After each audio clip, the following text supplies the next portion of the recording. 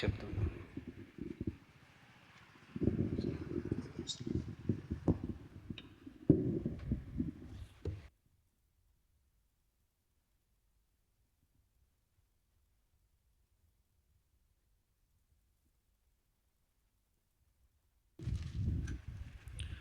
దేవుని వాక్యం చదువుకుందాం. పరిశుద్ధ గ్రంథమైన బైబిల్ నుండి కొలసీలకు రాసిన పత్రిక 3వ అధ్యాయము 18 నుండి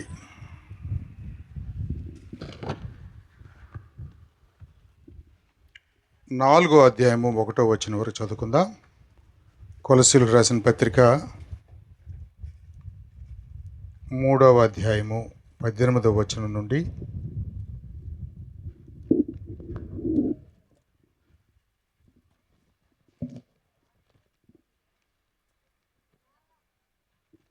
4వ అధ్యాయము 1వ వచనం వరకు చదువుతూ ఉంటుండగా బైబిల్ గ్రంథం వాళ్ళు తెరిచి చూడండి, లేని వాళ్ళు ఆ మాటలు ఆలకించాలని ప్రేమతో కోరుతున్నాం.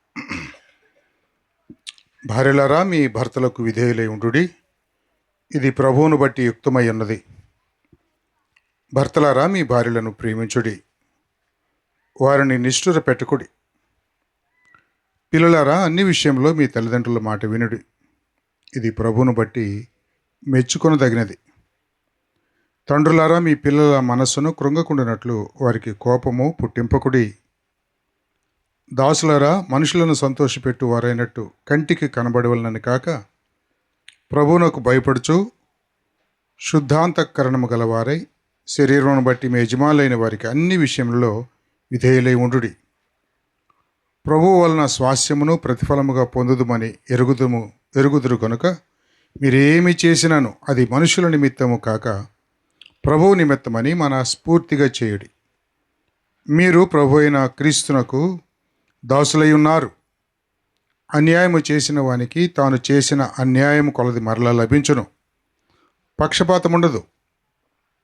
యజమానులారా, పరలోకములో మీకును యజమానుడున్నాడని ఎరిగి న్యాయమైనదియు ధర్మానుసారమైనదియు మీ దాసుల ఎడల చేయుడి. చదవబడిన ఈ లేఖన భాగాలు ప్రభు మనందరి వినికిడులు దీవించుగాక. చేరువచ్చిన ప్రియ సహోదర సోదరులందరికీ ప్రభు నామంలో వందనాలు. ఉదయకాలం మనము ఈ కొలసీలు రాసిన పత్రికను దాని ఇంట్రడక్షన్ చెప్పుకున్నాం. ఏ సందర్భంలో ఈ పత్రిక రాయబడింది, ఎందుకు ఈ పత్రిక రాయబడింది అన్న విషయాలు కూడా మనము ఉదయకాలం క్లుప్తంగా ధ్యానం చేశాం. 3వ అధ్యాయంలో మన విశ్వాసులైన వారందరూ కూడా మన కన్నులు ప్రభు వైపు చూడాలి, ఆయన వైపు చూడాలి అని మరి పైనుండి మన ప్రభు పరలోకంలో ఉన్నాడు కనుక మన జీవము ఆయనతో కూడా దాచిపెట్టబడి ఉంది. ఆయన ప్రత్యక్షమైనప్పుడు ఆ జీవము తీసుకొని ఆయన మనతో వస్తాడు, మన దగ్గరికి వస్తాడు. కనుక మన మనస్సు పైనున్న వాటి మీదనే ఉంచాలి అని 3వ అధ్యాయం ప్రారంభంలో మొదటి 4 వచనాలు చెప్పి, ఆ తర్వాత అలాంటి భక్తి కలిగిన విశ్వాసి, మంచి విశ్వాసి, ఆయన హృదయము ఆయన మనస్సు అంతా కూడా ప్రభువు మీద పెట్టుకోవాలంటే మనలో ఉండవలసిన లక్షణాలను, మనం ఏమి చేయాలి అన్న విషయాలను మనము 5 నుండి 17 వచనాల వరకు అర్థం కావటం కోసమని 9 చిన్న మాటలుగా విభజించుకొని మనం ఉదయం ధ్యానం చేశాం. అవి మనము ఖచ్చితంగా ఆచరిస్తేనే తప్ప మన మనసు ప్రభువు మీద ఉండదు. లేదంటే పాపం మీద, లోకం మీద, భూ సంబంధమైన వాటి మీద మన మనస్సు ఉంటుంది. అలాంటి వారు ప్రభువుని సంతోషపెట్టలేరు, ప్రభు కొరకు ఎదురు చూడను కూడా లేరు. ఇంకా పెద్ద అనుమానం ఏంటంటే వాళ్ళు ప్రభువు నమ్ముకున్నారో లేదో అని కూడా అనుమానం. వాళ్ళు పరలోకానికి కూడా వారసులు అవటం కుదరదు. అందులో భాగంగా మనము 17 వచనాల వరకు ఉదయకాలం చదువుకొని ఇప్పుడు 18 నుండి 4వ అధ్యాయం 1 వరకు చదువుకున్నాం. ఇందులో ఏం రాసిందంటే సంబంధాలను గురించి రాయబడి ఉంది. సంబంధాలు. ఈ భూమి మీద మనం జీవించేటప్పుడు మనకి చాలా సంబంధాలు ఉంటాయి. ఈ సంబంధాలు కరెక్ట్గా ఉండకపోతే, మన జీవిత విధానం సరిగ్గా ఉండకపోతే సంఘములో మనము దేవుణ్ణి గణపరచలేం, మహింపరచలేం. కాబట్టి సంఘంలో మన దేవునికి మహిమ రావాలి అని అంటే సంఘాన్ని ఆయన ఎలా ఉండాలని కోరుకున్నాడో, ఆయన ఉద్దేశం నెరవేర్చబడాలంటే ఈ సంబంధాలను మనము సరిగా అర్థం చేసుకోవాలి. ఇక్కడ చదవబడిన ఈ లేఖన భాగంలో ముఖ్యమైన 3 సంబంధాలను గురించి తెలియపరిచారు. ఒక సంబంధం ఏమిటంటే భార్య భర్తలు అని అన్నాడు. ఒక సంబంధం అది భర్త భార్య అనేది ఒక సంబంధం. రెండవ సంబంధాన్ని మనం చూస్తాం తల్లిదండ్రులు పిల్లలు అని అన్నాడు. ఇది ఇంకొక సంబంధం. మూడవ సంబంధాన్ని చూస్తాం దాసులు యజమానులు అనే సంబంధం. ఈ 17వ 18వ వచనం నుండి 4వ అధ్యాయం 1వ వచనం వరకు ఈ 3 రకాలైన సంబంధాలను గురించి చెప్పబడింది. ఇందులో ఒక విషయాన్ని మనము వదిలిపెడతాం ఈరోజు. ఎందుకు వదిలిపెడతామంటే ఇప్పుడున్న మన పరిస్థితుల్లో 3వ సంబంధానికి అంత పెద్ద ప్రాధాన్యత లేదు. ఏమిటి 3వ సంబంధం అంటే యజమానులు దాసులు. ఇప్పుడు అంతకుముందు రోజుల్లో అంటే ఈ క్రొత్త నిబంధన రాయబడుతున్న దినాలలో ధనవంతులందరికీ దగ్గర వాళ్ళకి దాసులు ఉంటారు. దాసులంటే ఇప్పుడు మనలాగా పనివాళ్ళు కాదు, అది గుర్తుపెట్టుకోండి. పనివాళ్ళు వేరు, దాసులు వేరు. దాసులంటే వాళ్ళని బానిసలు అని పిలుస్తారు, బానిసలు అంటారు. ఈ బానిసలు అనేవాళ్ళు ఒక ఇంటి దగ్గరికి వస్తారు అని అంటే వాళ్ళని కొనాలి, మనం డబ్బుతో కొనుక్కోవాలి, కొంటేనే వస్తారు. మార్కెట్లో ఎలాగైతే మనము వస్తువులు కొనుక్కుంటామో, కూరగాయలు కొనుక్కుంటామో, జంతువులను కొంటామో, ఒక్కొక్క రోజు పెట్టి గొర్రెల దగ్గర అమ్ముతూ ఉంటారు కదా, గొర్రెల మండి అంటారు, ఒకరోజు అది పెడతారు, అమ్మేవాళ్ళు కొనేవాళ్ళు ఉంటారు. అలాగే ఆ దినాలలో 2000 సంవత్సరాల క్రితం భూమి మీద ఉన్న పరిస్థితుల్లో మార్కెట్లో అమ్ముడుకై సిద్ధంగా ఉండే పని వాళ్ళు ఉంటారు. వాళ్ళని ఒక యజమానుడు కొనుక్కుంటాడు. కొనుక్కున్న యజమానికి ఒక ప్రత్యేకమైన క్యూఆర్ కోడ్ ఉంటుంది. క్యూఆర్ కోడ్ అంటే ఇప్పుడు తెలుసుగా, మీ అందరికీ తెలుసుగా, షాపుల దగ్గర మనం ఫోన్పే కొడుతున్నామే, అది అన్నమాట. అట్లాంటి ఒక ముద్ర ఉంటుంది. ఆ ముద్రని కొనుక్కున్న ఆయనకి సంబంధించిన ముద్రని వాడి మీద వేసేస్తారు. అది చెరిపోయేది కాదు. నొసటి మీద వేస్తారు, అవసరమైతే చేతి మీద వేస్తారు, భుజం మీద వేస్తారు, ఎక్కడో చోట గుద్దేస్తారు. అది కాల్చినట్టుగా ఉంటుందన్నమాట. ఆ ముద్ర పడిన తర్వాత ఎవరైనా చూడగానే ఏం చెప్తారంటే ఈ బానిస, ఈ పనివాడు ఫలానా ఆయనకి చెందినవాడు అని చెప్పేస్తారు. ఆ ముద్ర మీద ఆ నంబర్ అది ఉంటుంది అనమాట, పేరు ఉంటుంది. సో బానిసను చూడగానే మనం ఎవరికి సంబంధించిన వాడో తెలిసిపోద్ది. అందుకని పారిపోయినా, దూరంగా వెళ్ళిపోయినా, ఎక్కడికన్నా పోయినా ఆ ముద్ర చూసి పట్టుకొని మళ్ళీ తీసుకొచ్చి వాళ్ళ యజమానికి అప్పచెప్పేస్తారు. అందువల్ల తప్పించుకోవడానికి కూడా వీలు ఉండదు. డబ్బు పెట్టి కొంటారు కనుక జీతానికి పనిచేసేవాళ్ళు కాదు, వాళ్ళు డబ్బు పెట్టి కొంటారు. వాడు ఎంత కాలమైనా తన యజమానుడి దగ్గర పని చేయాలి, జీతం అడగడానికి ఉండదు. డిమాండ్స్ ఏమీ ఉండవు, చెప్పిందంత చేయటమే. అన్నీ చేసి పొలం పోయి పనిచేసి కష్టపడి సాయంత్రం రాగానే అయ్యా అన్నం తిని వేడి నీళ్ళు పోసుకొని పడుకోరా అనరు. నోరు మూసుకొని నాకు వడ్డించు భోజనం నుంచో అప్పుడు దాకా అని చెప్తారు అని బైబిల్లో కూడా దేవుడు రాసి పెట్టాడు. దాసుల్ని ఎవరైనా పొలం నుంచి రాగానే భోజనం చేసి పడుకోమని చెప్తారా? చెప్పరు. నాకు వడ్డించో, నిలబడు, నేను తిన్నదాకా ఉండు అని చెప్తారు. కాబట్టి ఆ దినాల్లో యజమానులు దాసులనే ఒక బంధం కూడా ఉండేది. అందువల్ల వాళ్ళని గురించిన వివరాలు కూడా అప్పట్లో రాసేవాళ్ళు ఎక్కువగా. సో ఇప్పుడు అలాంటిది లేదు కనుక మనకి ఆ బంధాన్ని గురించి మనం ఒకవేళ చెప్పుకోదలుచుకుంటే ఆత్మీయమైన విషయాలు చెప్పుకునేటప్పుడు అది చెప్పుకోవచ్చు. ఎందుకంటే సంఘంలో కూడా యజమానులు అంటే నాయకులు ఉంటారు. నాయకుల దగ్గర కింద మరి మిగిలిన సంఘ బిడ్డలు ఉంటారు. వాళ్ళకి ఎట్లాగా మనము వాళ్ళకి విధేయత చూపించాలంటే ఒక యజమానుడికి చూపించినంత విధేయత చూపించాలి సంఘంలో ఉండేవాళ్ళు. ఎందుకు అలాగా అంటే వీళ్ళందరూ లెక్క అప్పచెప్పాలి ప్రభు దగ్గర వాళ్ళకి. కాబట్టి మీ పైన నాయకులుగా ఉన్న వారికి మీరు విధేయులుగా ఉండండి అని హెబ్రీ గ్రంథంలో కూడా మనము చదవగలుగుతాం.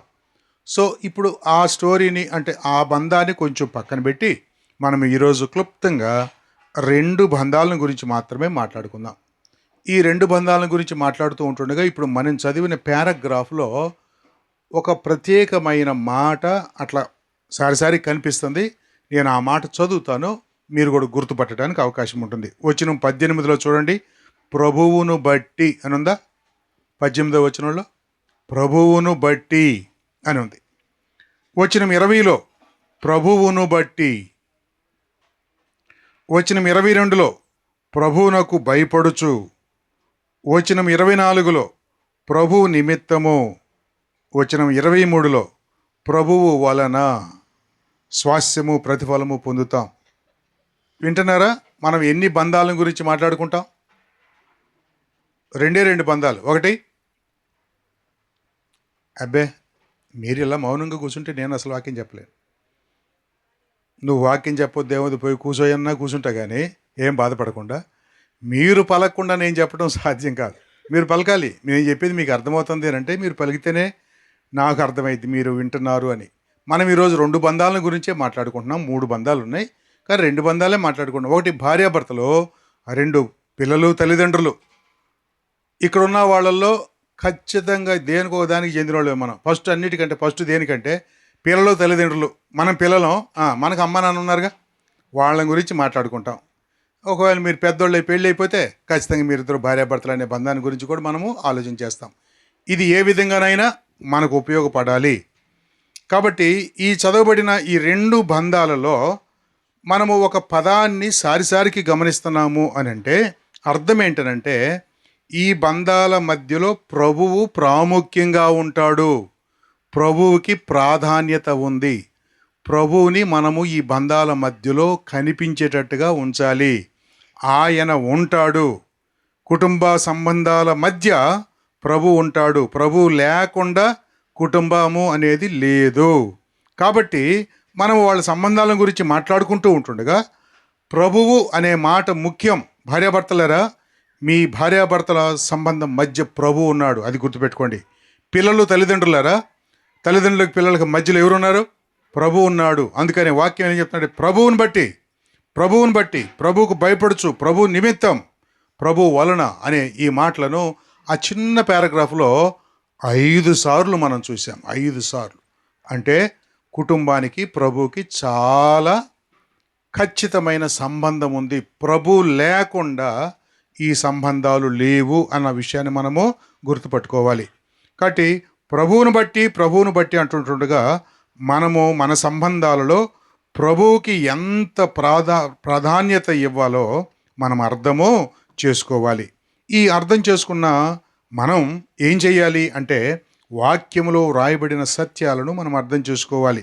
ముందుగా ఆయన ఎవరిని గురించి మాట్లాడుతున్నాడంటే వచనం 18 ప్రారంభం చూడండి. ఎవరున్నారు? భార్యలారా అని అన్నాడు కదండి. ఎవరిని గురించి మాట్లాడుతున్నారు? ఆ భార్యాభర్తల మధ్య సంబంధాన్ని స్టార్ట్ చేశాడు. భార్యాభర్తల మధ్య సంబంధాన్ని స్టార్ట్ చేసి ముందు స్టార్టింగ్ ఎవరు పేరెత్తాడు? భార్యలారా అని అన్నాడు. కాబట్టి బాగా కుటుంబం కరెక్ట్గా ఉండాలి, చక్కగా ఉండాలి అంటే ముఖ్యమైన వ్యక్తులు ఎవరో ముందు వాళ్ళని పలకరిస్తారు, అంతే కదా. ఒక సంఘానికి వచ్చాం, సంఘానికి రావడం అంటే కృప అని అన్నాం అనుకో, కృప ఎవరు? ఈ సంఘ సేవకుడు. ముందు ఆయన కదా పలకరించాల్సింది మనం. కాబట్టి ముందు కృపాని పలకరించి తర్వాత మిగిలిన వాళ్ళందరూ వందనాలు చెబుతాం. సంఘంలో దేవుని సేవకుడు లేదా పెద్దలు ఎంత ప్రాముఖ్యంగా ఉంటారో కుటుంబంలో ముఖ్యమైన వ్యక్తిని దేవుడు ముందు పలకరిస్తున్నారు. ఎవరంటామా? చూసారా, మీకు దేవుడు ఎంత ప్రాధాన్యత ఇచ్చాడు. మమ్మల్ని కూడా వెనకబడేసి భార్యలకే ముందు ప్రాధాన్యత ఇస్తున్నాడు. కాబట్టి భార్యలరా అని దేవుడు ముందు మిమ్మల్ని పలకరిస్తున్నాడు. ఎంత చక్కని సంది. ఎందుకు ఇదంటే గృహాన్ని పాలించవలసిన బాధ్యతను దేవుడు భార్య మీద పెట్టాడు. గృహ పరిపాలకురాలుగా ఉండాలి అన్నది దేవుని యొక్క చిత్తం. కాబట్టి గృహాన్ని పాలించాలి. భర్త బయట పనులను చూసుకొని వస్తాడు. ఆ సమయంలో మరి కుటుంబంలో ఏమున్నా ఏం లేవు, పిల్లలు ఎలా ఉన్నారు, ఎన్నిటి విషయాల మీద ఆమెకే మంచి అవగాహన ఉండాలి. కుటుంబాన్ని గురించి అడిగినప్పుడు నాకు తెలియదు అనకూడదు. కుటుంబాన్ని గురించి అడిగినప్పుడు ఏం చేయాలి? అన్ని విషయాలు భార్యకి తెలిసి ఉండాలి, తెలుస్తూ ఉండాలి. తెలుసుకోవాల్సిన బాధ్యత ఆమె మీదే ఉంటుంది. మనకి ఏమున్నా ఏం లేవు అనేది అర్థం కావాలి. సడన్గా ఏమండే మంచి చైన్ ఒకటి కొనకరా, నాకు అందరూ వేసుకొని తిరుగుతున్నారు అనకూడదు. అడగబోయే ముందు ఏం తెలియాలి నీకు? మీ ఆయన దగ్గర ఎన్ని డబ్బులు ఉన్నాయో కూడా నీకు అర్థమో కావాలి. అది తెలియకుండా నువ్వు చైన్ తీసుకురాను అనుకో, ఆయన చైన్ వేసుకొని పోతాడు అంటే ఊరేసుకుంటాడని అర్థం. కాబట్టి అట్లా అడగకూడదు. ఆ భర్త సంగతి మనకు తెలియాలి. ఏం చేస్తున్నాడు, ఎంత ఉంటుందో సొమ్ము, ఎంత మిగులుతుంది, మనకి ఎంత ఖర్చు అవుతుంది, ఆ విషయాలు అర్థం కావాలి భార్యకో. అవేమీ తెలియనట్టుగా ఉండటానికి వీలు లేదు. భర్తలు కూడా, భార్యాభర్తలు ఇద్దరు కూడా ఫైనాన్షియల్ విషయాల్లో ఒకరికొకరు సహకరించుకోవాలి. ఏమి ఉంటుందో ఏమి లేదో తెలుసుకోవాలి. అసలు ఇంట్లో గొడవలన్నీ ఇది ఒక్కటే కదా, మనకి పెద్ద గొడవలు ఏమి ఉండవు. ఒకటే ఒక గొడవ, డబ్బుల దగ్గర తప్ప ఇంక వేరే గొడవలు ఏమి ఉండవు. కారణం ఏంటంటే దాపరికం ఉండకూడదు. దాపరికం ఉండకూడదు, భర్త నాకు తెలియదు అనకూడదు. ఖచ్చితంగా భార్య భర్త ఒకవేళ ఎదిగిన పిల్లలుంటే పిల్లలకు కూడా విషయాలు తెలియపరచాలి. మొన్న ఎప్పుడో ఒక 4 నెలల క్రితం నా భార్యని, కొడుకుని, కోడలు అందరి దగ్గర కూర్చోబెట్టి పేపర్ తీసుకొని పెన్ తీసుకొని మనకు రోజు అయ్యే ఖర్చు, ఒక నెలలో ఎంత ఖర్చు అయితే రాసి చూపించే వాళ్ళకి. రాసి చూపిస్తే వాళ్ళు ఒక్కసారిగా ఆహా అన్నారు. అప్పటి నుంచి ఇప్పుడు వరకు ఇంతవరకు ఏం అడగలేవాళ్ళు నన్ను. అంటే మనకు వచ్చే ఆదాయం ఎంతో చెప్పా, ఇది ఇంత వస్తుంది, మనకి ఖర్చు ఎంత అవుతుంది, ఇంత అవుతుందని. అమ్మో, మనకు వచ్చేదానికంటే కూడా ఎక్కువ ఖర్చు అయిపోతుంది కదా, మరి ఎలా అంటే మరి మీరే ఆలోచన చేయండి, ఎలా జరుగుతుంది. అందుకని అన్నెసరీ ఖర్చులు లేకుండా తగ్గించుకోవడానికి ప్రయత్నం చేస్తారు. విషయాలు తెలియాలన్నమాట, మనకి ఎంత వస్తుంది, మనకి ఎంత ఖర్చు పెడుతున్నామని. ఆ విషయాలు తెలిసినప్పుడు కుటుంబం అంతా కూడా చాలా సంతోషంగా ఉంటారు, ఉన్న దాంట్లో ఆనందించడానికి సంతోషపడతారు. అందుకని భార్యలారా అని ముందుగా ఎవరు పిలుస్తున్నారు? కుటుంబ యజమానురాలని పిలుస్తున్నాడు. అంటే కుటుంబ యజమానుడు, ఆయన యజమానుడు కదా అంటే యజమానుడే. ఆయన సర్వం, అన్నిటి మీద, కుటుంబం అంతటి మీద యజమానుడు అయితే గృహపాలన విషయంలో భార్యకు చాలా ప్రాధాన్యత ఉంది. అందుకని భార్యలారా అని పిలిచాడు. పిలిచిన తర్వాత ఏమన్నారంటే, మీ యొక్క ఫస్ట్ పని, మొదటి పని ఏంటంటే మీ భర్తలకు విధేయులై ఉండండి అని అన్నాడు. ఫస్ట్ పని ఇది అనగానే కదా మొఖాలన్నీ మాడిపోతాయి. ఎవరికి? మగవాళ్ళకి కాదు. ఎవరికి మాడిపోతాయి? ఆడవాళ్ళకి మాడిపోతాయి. ఎందుకంటే చెప్పడం ఫస్ట్ మాకు విధేయులుగా ఉండండి అని అంటున్నారు అని. కానీ ఇది వాక్యం కదా, నేను చెప్తున్నానా, పౌలు గారు చెప్తున్నారా, ఇంకెవరైనా చెప్తున్నారంటే మనుషులు చెప్పేది కాదు. ఇది దేవుని యొక్క వాక్యం, దేవుడు చెప్పిందే రాశారు అక్కడ. ఈ పౌలు గారు కాబట్టి ఒక వచనంతో ముగిచ్చాడు. పేతురు గారు అయితే 6 వచనాలు చెప్పాడు. పేతురు గారు 3వ అధ్యాయం, మొదటి పత్రిక 3వ అధ్యాయం 6 వచనాలు, మొదటి 6 వచనాలు ఎవరి కోసం చెప్పాడు తెలుసా? భార్య కోసమే చెప్పాడు. అందుకని అక్కడికి పోయి ఎక్కువ దెబ్బలు తినే కంటే ఏడే ఉండటం మంచిది. పోబాకండి అక్కడేమో 6 వచనాలు చెప్పాడు, ఇక్కడ ఒక వచనం చెప్పాడు కాబట్టి ఏడే ఉందాం కొద్దిసేపు. ఓకే, కొలసీలు రాసిన పత్రిక 3వ అధ్యాయం 18వ వచనంలో భార్యలారా మీ భర్తలకు విధేయులై ఉండండి అని అన్నాడు. నేను ఒక ప్రశ్న అడుగుతాను, మీరు దానికి సమాధానం చెప్పండి. దేవుని మాటకు అవిధేయులైతే దాన్ని ఏమంటారు? అవిధేయత పాపం. అవిధేయత ఏమవుతుంది? పాపం. కాబట్టి విధేయత చూపించాల్సిన దగ్గర విధేయత చూపించకపోతే దాన్నే పాపం అంటారు. పిల్లలైనా, విద్యార్థులైనా, ఎవరైనా ఎక్కడైనా విధేయత చూపించాల్సి వస్తే ఆ విధేయత చూపించకపోతే దాన్ని ఏమని పిలుస్తారు? పాపం అంటారు. ఇప్పుడు దేవుడు కదా చెప్పాడు. దేవుడు ఏమని చెప్తున్నాడు? మీరు విధేయులై ఉండండి భార్యలారా, భర్తలకు విధేయులై ఉండండి అని దేవుడు చెప్పినప్పుడు ఆ మాటను కానీ మనం కానీ ధిక్కరిస్తే ఏమవుతుంది? మనము పాపము చేసిన వారం అవుతాం. అంటే దేవుడు చెప్పిన మాట వినకపోయినా, భర్తకు విధేయత చూపించకపోయినా మనం ఏం చేసిన వాళ్ళం అవుతాం? పాపం చేసిన వాళ్ళం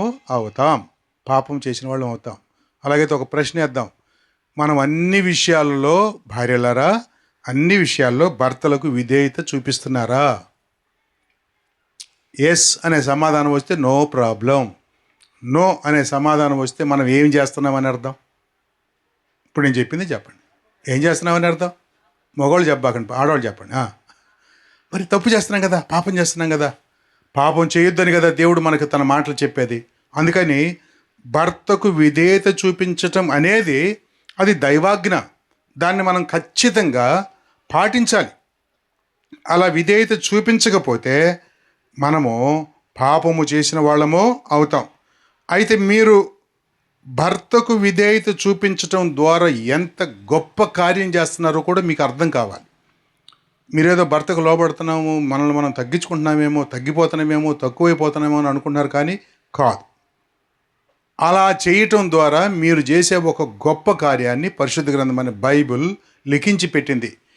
ఏ భార్య అయితే భర్తకు విధేయత చూపిస్తుందో ఆ భార్యను బట్టి భర్త రక్షణలోకి నడిపించబడుతున్నాడు.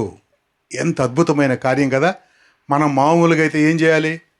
సువార్త చెప్పాలి, వాళ్ళకి అర్థమయ్యేటట్టు యేసుప్రభుని గురించి సిలువ సువార్త చెప్పాలి. ఒకవేళ మనకు చెప్పడం చేత కాకపోతే ఒక పాస్టర్ గారిని పిలిపించి చెప్పించాలి, మళ్ళీ ఆయన పిలిపించినందుకు ఆయనకు మళ్ళీ భోజనం పెట్టాలి, ఎంత ఖర్చు కదా. ఇదంతా లేకుండా సింపుల్గా ఒక వ్యక్తి రక్షణలోకి రావాలంటే ఏమి చేస్తే రక్షణలోకి వస్తున్నారంటే, ఒక భార్య ఆ భర్తకు విధేయత చూపించటం వల్ల రక్షణలోకి వస్తూ ఉన్నారు అని అంటే ఎంత గొప్ప కార్యం, ఎంత గొప్ప యేసయ్య మనకు చెప్పిన సువార్త కార్యంలో ఎంత గొప్ప కార్యం ఇది. చదువుదామా? ఇప్పుడు చదువుదాం. చూడండి, పేతురు పత్రిక మొదటి పత్రిక 3వ అధ్యాయం వచనం 1 నుంచి చదువుకుందాం. చూడండి 3. అటువలే స్త్రీలారా, మీరు మీ స్వపురుషులకు లోబడి ఉంటుడి. అందువలన వారిలో ఎవరైనా వాక్యమునకు అవిధేయులైతే వారు భయముతో కూడిన మీ పవిత్ర ప్రవర్తనను చూచి వాక్యము లేకుండానే తమ భార్యల నడవడి వలన రాబట్టబడ వచ్చును. మీరు మీ భర్తలకు కానీ విధేయులై ఉంటే, లోబడి ఉంటే, దేవుని వాక్యానికి లోబడిన భర్తలను మీరు ప్రభువులోకి తీసుకొస్తారు. ఈ వచనం నిజంగా మనకు అర్థమైతే, నిజంగా మనం అర్థం చేసుకుంటే, భర్తకు లోబడటం అనేది ఎంత గొప్ప భాగ్యం, అది ఎంత పెద్ద పని అంటే, ఒక దైవ సేవకుడు అరిచేరిసి ప్రసంగాలు చెప్పి వాళ్ళని రక్షణలోకి నడిపించినంత గొప్ప కార్యం. ఒక భర్తను ప్రభు వైపు తీసుకురావడానికి భార్య సువార్త చెప్పకుండానే ఆమె లోబడి ఉండుట ద్వారా, భర్తకు లోబడి ఉండుట ద్వారా, మీ స్వపురుషులకు లోబడి ఉండుడి అని చెప్పారే. కాబట్టి భర్తకు లోబడి ఉండటం ద్వారా ఆయన్ను దేవుని దగ్గరికి తీసుకొని వస్తుంది, రక్షణలోకి నడిపిస్తుంది ఆ భార్య. కాబట్టి ఎంత పెద్ద గొప్ప భాగ్యం ఇది. అందుకనే భార్యలారా, మీ భర్తలకు విధేయులై ఉండండి, లోబడి ఉండండి.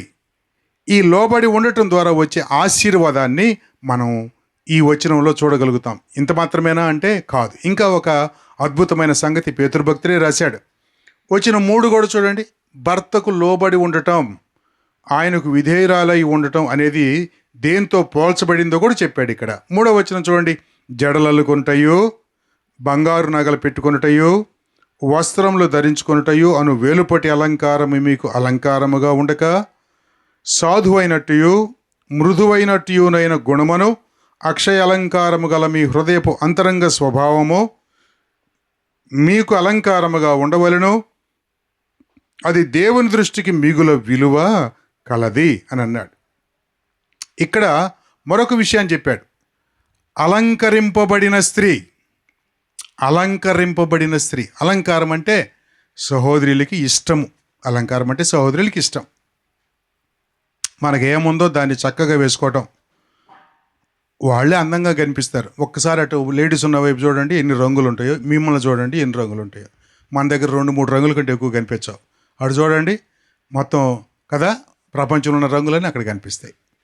వాళ్ళకి అవకాశం ఇస్తే, అంటే ఇంటికి పోయి మళ్ళీ వచ్చే అవకాశం లేదు కనుక, లేకపోతే 3 పూట్ల 3 రకాలైన రంగులు వేసుకొని కూర్చుంటారు వాళ్ళు. అది అందం అంతే. ఇంకా అది మీకు దేవుడిచ్చిన వరం. దానికోసం మీరు ఎంత ఖర్చు అయినా పడతారో, ఎంత శ్రమ అయినా పడతారు. లాస్ట్లో ఇంక పోదాం రెండమ్మా అని బయలుదేరేటప్పుడు లాస్ట్లో ఆడుంటారు ఆడవాళ్ళు. నేను చెప్పానా? మీరే చెప్పారు. అక్కడ ఉంటారు. భర్త ఒకసారి బయటికి పోయి మళ్ళీ లోపలికి వస్తాడు, మళ్ళీ లోపలికి వచ్చి మళ్ళీ అద్దం కాడే కనిపిస్తారు. అయిపోయిందా? అయిపోయింది, వచ్చేస్తున్నాడు. మళ్ళీ గేట్ కాడ పోతాడు, మళ్ళీ రారు, మళ్ళీ ఆడే నుంచి ఉంటారు. అంటే అలంకరించుకోవడం అనేది ఎంత మంచి పద్ధతి. దేవుడు చెప్పాడు, అలంకరణ తప్పు అని దేవుడు చెప్పట్లేదు. అయితే అలంకరణ 2 రకాలు అన్నాడు. అలంకరణ ఎన్ని రకాలు? అది తెలియాలి మనకి. అది తెలియకపోతే పెద్ద ఇబ్బంది. కళ్ళు ఉన్నాయి.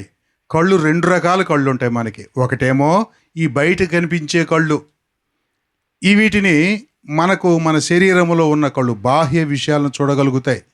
2వ కన్నులు ఉన్నాయి. వాటిని ఏమంటారంటే మనోనేత్రాలు. ఏమంటారు వాటిని? మనోనేత్రాలు. ఒకప్పుడు ప్రభువు నమ్మకపోతే ఆ మనోనేత్రాలు గుడ్డితనంలో ఉన్నాయి. అపోస్తుడైన పౌలు చెప్తాడు.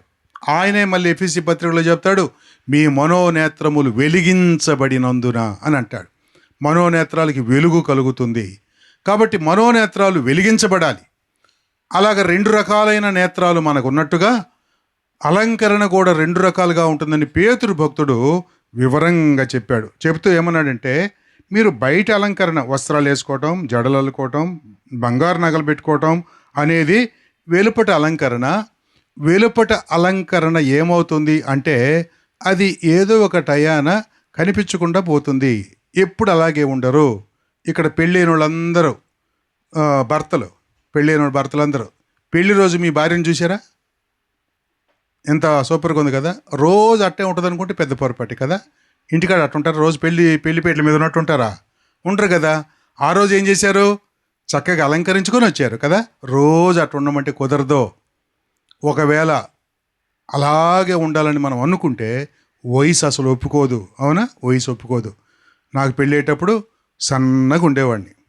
ఇప్పుడు ఎట్టున్నాను? ఓ తారు డబ్బాలాగా బాగా ఇంత లావు అయిపోయి ఉన్నాను. ఒకవేళ నన్ను చేసుకున్న ఆమె సన్నగా ఉన్నాడని చేసుకుంటే ఇప్పుడు ఏం చేయాల్సి వచ్చింది? నన్ను వదిలేయాల్సి వచ్చింది. అవునా? ఇప్పుడు నువ్వు సన్నగా లేవు అనేది. కాబట్టి మనకి ఏమనిపిస్తుంది అంటే ఆ పైన కనిపించేదంతా కూడా నిజము కాదు. నిజమైంది ఏమిటి అంటే అంతరంగం. అలంకరణ అనేది దేవుని పిల్లలకు బయట ముఖ్యము కాదు. అసలు వద్దని నేను చెప్పట్లా. అలా అని చెప్పి నేనేమనట్లేదు. మీరు పౌడర్ పూసుకోవద్దని, తలదూక్కోవద్దని, మంచి బట్టలు వేసుకోవద్దని నేనేం చెప్పట్లా. సెంటు ఉంటే సెంటు కూడా కొట్టుకోండి. కానీ నేనేమంటానంటే దానికంటే ముఖ్యమైన అలంకరణ ఉందా? దాని సంగతి మనం ప్రక్కన పెట్టకూడదు, మర్చిపోకూడదు. అదే హృదయ అలంకరణ, అంతరంగ అలంకరణ. పాడైపోకుండా రోజు రోజుకి పెరిగే అలంకరణ అది. ఈ బాహ్యమైన అలంకరణ రోజు రోజుకు తగ్గిపోద్ది. పెళ్ళయ్యే రోజు ఉన్న ఎంటికలు సంవత్సరాలు జరిగే కొంది ఉండవు. ఒకవేళ ఉన్నా రంగు మారిపోతూ ఉంటాయి. ఒక్కోసారి రంగు మారకపోయినా ఊడిపోతూ ఉంటాయి. అవునా కదా? పెళ్లి రోజు ముఖం నున్నగా ఉంటుంది. పెళ్ళి అయిన తర్వాత సంవత్సరాలు జరుగుతూ ఉంటాయి. ఆడబడితే ఆడ ముడతలు వచ్చేస్తూ ఉంటాయి కదండి. కళ్ళు తెరువు అంటుంది మొన్న ఒకసారి మా ఆవిడ. అది తెరిచే ఉన్నానే అన్న. మరి తెరిచినా కూడా అంత మోసపోయినాయి ఏంటంటే కళ్ళంతా ఉబ్బిపోయినాయి అనమాట, నిద్ర లేక. సరిగ్గా కళ్ళు తెరిచి చూడండి అంటుంది నన్ను. నేను తెరిచే ఉన్నానమ్మా అంట. నేను నా కాదు కళ్ళు మూసుకొని ఉన్నాను అంట. లేదు, తెరుచుకుంటేనే అంటే. ఇప్పుడు అట్టుంటుంది పరిస్థితి. అన్నీ మారిపోతాయి. కానీ మారకుండా ఉండేదే తెలుసా? అంతరంగం. అసలు అంతరంగం మారకపోవడం కాదు, ఆ అందం రోజు రోజుకి పెరిగిపోద్ది. అందుకనే ఇక్కడ దేవుడు ఏం మాట్లాడుతున్నా అంటే మీ అంతరంగములో అలంకరణ ఉండాలి. అంతరంగములో అలంకరణ ఉండాలి. అందుకని ఆయన అంటాడు కదా, సాధువైన మృదువైన గుణము అను అక్షయ అలంకారము గల మీ హృదయపు అంతరంగ స్వభావము మీకు అలంకారముగా ఉండాలి. మీకు తెలుసో తెలీదో, వయసు పెరిగే కొంది భర్తలు భార్యల పై అందాన్ని చూడరోళ్ళు. పై అందం పట్టించుకోరు. ఏం చూస్తారు? అంతరంగం చూస్తారు. ఆమె ఎలాగా ప్రవర్తిస్తుంది, నాతో ఎలాగ ఉంటుంది, నాతో ఎలా మాట్లాడుతుంది, నన్ను ఎలా అర్థం చేసుకుంటుంది, నాకు ఎలా సహకరిస్తుంది, అది చూస్తారు. సాధువుగా మృదువుగా ఇవి ఉన్నప్పుడు భర్త ఆమె అందాన్ని అక్కడ చూస్తాడు, హృదయంలో చూస్తాడు. హృదయ అంతరంగంలో ఉండే అందం చాలా ప్రాముఖ్యమైంది. 45వ కీర్తన, పెళ్ళైపోయి ఆడపిల్లలకి ఈ వచనం చదువుతారు ఖచ్చితంగా. ఈ రాజు నీ ప్రభు, ఈ రాజు నీ ప్రభు. 45వ కీర్తన. అతడు నీ సౌందర్యమును కోరినవాడు. ఏం కోరుతున్నాడంట? సౌందర్యమును కోరినవాడు. ఈ సౌందర్యం ఉండాలంటే, ఈ రాజు గారికి ఇష్టమైనట్టుగా ఉండాలంటే, ఈ రాజు మన ప్రభు, దేవుడు కోరే సౌందర్యం ఏందో తెలుసా? పరిశుద్ధ అలంకారములు ధరించుకొని ఆయన సన్నిధికి రండి అని ఉంటుంది వాక్యంలో. కాబట్టి దేవుని ఆరాధన చేసేవాళ్ళు అలంకరింపబడి రావాలి. ఆ అలంకరణలు దేనికి సంబంధించినట్టే? పరిశుద్ధాలంకరములు ధరించుకొని ఆయన సన్నిధిలో మనము నమస్కారము చేయుదుము. ఈ రాజుని ప్రభు అని అన్నాడు. కాబట్టి దేవుని దగ్గర ఆయన పిల్లలు అలంకరించబడి, అవి పరిశుద్ధ అలంకారములు. అంటే అర్థం ఏంటంటే దైవ లక్షణాలు, దైవ గుణాలు మన హృదయములో ఉండాలి. కాబట్టి భార్య దగ్గర ఉండాల్సిన లక్షణాల గురించి మాట్లాడుతున్నాడు. ఆయన లోబడి ఉండాలి, భర్తకు లోబడి ఉండాలి. భర్తకు లోబడి ఉండటం అనేది అలంకరణ. ఇప్పుడు నేరుగా మిమ్మల్ని అడుగుతున్నాను, ఇలాంటి అలంకరణ వస్తువులు మీ దగ్గర ఉన్నాయా అమ్మా? సహోదరిలారా, చీరలు ఉన్నాయా? చీరలు ఉన్నాయంటే ఉన్నాయి, బీరువా దగ్గర ఉన్నాయి కదా. మనం ఎన్నో లెక్క పెట్టి కూడా చెప్పచ్చు.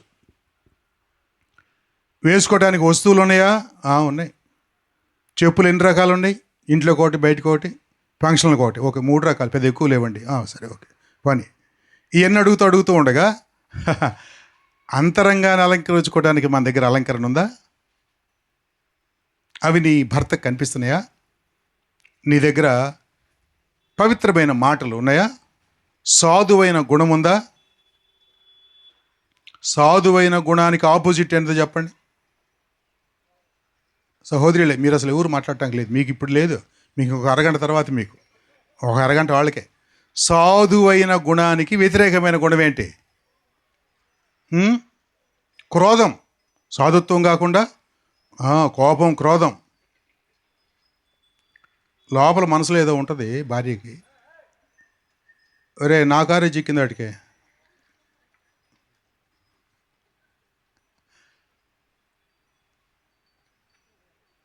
కరెక్ట్గా అక్కడికి ఎదురొచ్చినాయి.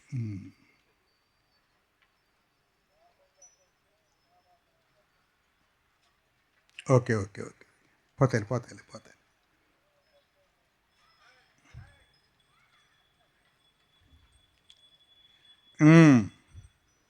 సాధువైన, మృదువైన అనే మాటకు ఆపోజిట్ ఏంటంటే కోపం, క్రోధం.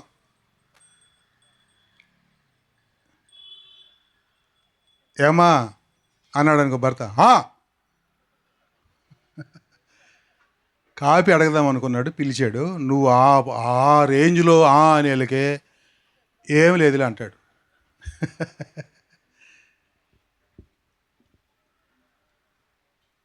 అంటే అర్థమైందో తెలుసా? నీ ఆభరణం బీరువాలనే ఉంది కానీ నువ్వు ఇంకా పెట్టుకోలేదాన్ని.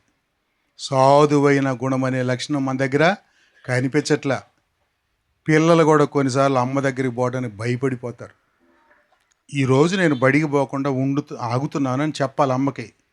చెబితే ఏమనుకుంటుందో, ఎప్పుడు చెప్పాలో చూస్తూ ఉంటారు. అమ్మా అంటారు.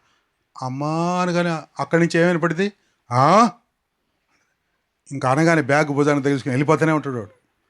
వాస్తవానికి ఆ రోజు ఉందాం అనుకున్నాడు, ఎందుకంటే పక్కన అంకుల్ వాళ్ళది పెళ్లి జరుగుతుంది, ఉండి భోంచేసి ఈరోజు రేపు వదాలని అనుకున్నాడు. కానీ నీ పిలుపు దెబ్బకి ఏమైపోయాడు వాడు, వెళ్ళిపోయాడు. అంటే మన దగ్గర ఉండాల్సిన లక్షణం కనిపించట్లా. సాధువైన, మృదువైన గుణం, అది అలంకరణ అన్నాడు, స్త్రీకి అలంకరణ అన్నాడు. మా దగ్గర పెళ్లి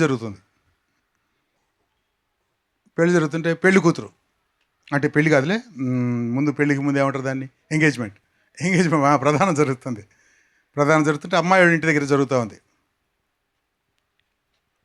వాక్యం చెప్తే ఇటు చూసా, ఆ పిల్ల కాలు మీద కాలేసుకొని కూర్చొని ఉంది, పక్కన పెళ్లి కోరుకున్నాడు, కాలు మీద కాలేసుకొని ఊపుతుంది, ఇంకా కాలు బిర్రుగా అటు ఇటు. నాకు గుండె ఆగినంత పని అయిపోయింది. ప్రభు నమ్ముకున్న పిల్లలే పాపం, మంచి దగ్గర తెలియక ఆ టైంలో కాలు మీద కాలేసుకుని ఇటు ఊపుతూ ఉంది.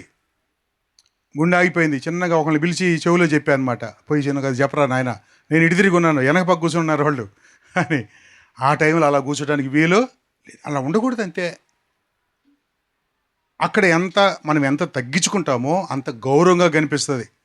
కాలు మీద కాలేసుకుని ఊపుతా కూర్చుంటే కదా, ఆ ఊరోళ్ళందరూ విచిత్రంగా చూశారు. కొద్దిసేపు మొత్తం మీద మళ్ళీ సెటిల్ అయిపోయిందిలే దేవుడి దయవల్ల. చాలా మంచి అమ్మాయి. పెళ్ళి అయిపోయిన తర్వాత చక్కగా 2 బాబులు హాయిగా ఉంటున్నారు. మాచర్ల దగ్గర నరమాలపాడు అనే ఆ ఊరు ఇచ్చాం, చక్కగా వెళ్ళిపోతున్నారు.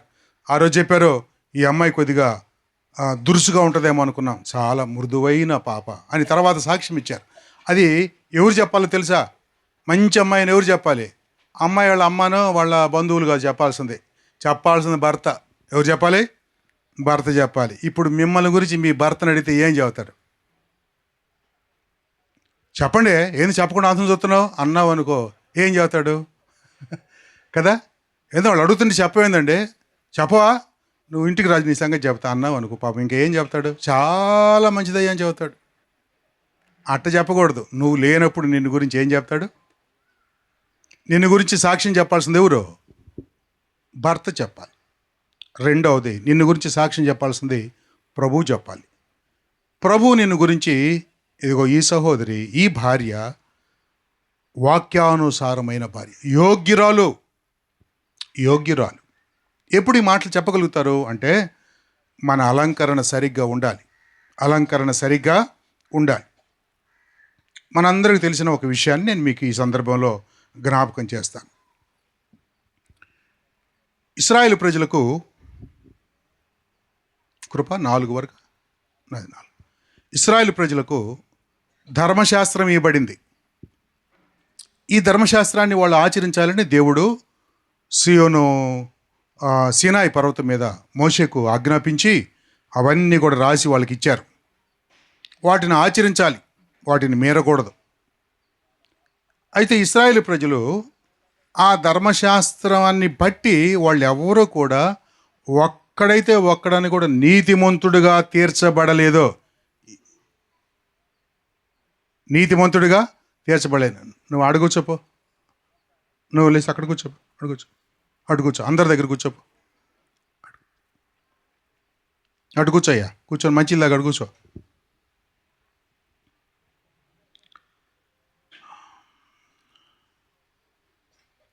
ధర్మశాస్త్రం వల్ల ఒక్కడు కూడా నీతిమంతుడిగా తీర్చబడలేదని రాశారు. దేవుడు ధర్మశాస్త్రం ఇవ్వటంలో ఒక ఉద్దేశం ఉంది. ఏమిటా ఉద్దేశం అంటే, వాళ్ళు ఆ ధర్మశాస్త్రాన్ని ఆధారం చేసుకొని దేవుని సన్నిధికి, పరలోకానికి వారసులు అవ్వాలన్నది దేవుని యొక్క ఉద్దేశం. పరలోకానికి వారసులు అవ్వాలన్నది దేవుని యొక్క ఉద్దేశం. కానీ ఎవరు కూడా ఆ నియమాన్ని అందుకోలేకపోయారు అని రాశారు బైబిల్లో. ఎవరు అందుకోలేకపోయారు? ఎందుకు అందుకోలేకపోయారో కూడా కారణం రాశారు. ఎందుకు అందుకోలేకపోయారంటే, వాళ్ళు ఎవరు కూడా ఆ పనులు, ధర్మశాస్త్ర సంబంధమైన పనులు చేసేటప్పుడు విశ్వాసానికి వాళ్ళు తావు ఇవ్వలేదు. విశ్వాసం లేకుండా చేశారు. ఇప్పుడు దేవుడు ఏమంటాడంటే, మోకరించి నన్ను ప్రార్థన చేయండి అని అన్నాడు అనుకో, వీళ్ళు ఏం చేసేవాళ్ళు తెలుసా? మోకరించమని చెప్పి మోకరించేవాళ్ళు. ప్రార్థన చేయమననే ప్రార్థన చేసేవాళ్ళు. ప్రభా నువ్వు ప్రార్థన చేయమని కనుక చేస్తున్నావు అయ్యా, ఇదిగో మా వాళ్ళందరినీ కాపాడు, ఆమెన్ అనేవాళ్ళు. ఇప్పుడు చూడండి, ధర్మశాస్త్రంలో చెప్పిన 2 పనులు చేశారు. మోకరించారు, ప్రార్థన కూడా చేశారు. అయినా కూడా వాళ్ళ పని అవ్వట్లా. ఎందుకు అవ్వట్లేదంటే, ఆ ప్రార్థనలో దేవుడు ఇంకొకటి ఉండాలని కోరుకున్నాడు. దాన్నే ఏమంటారంటే విశ్వాసం. ఏముండాలి? విశ్వాసం. విశ్వాసం లేకుండా అక్షరార్థంగా మనం ఏ పని చేసినా అది ఫలించదు.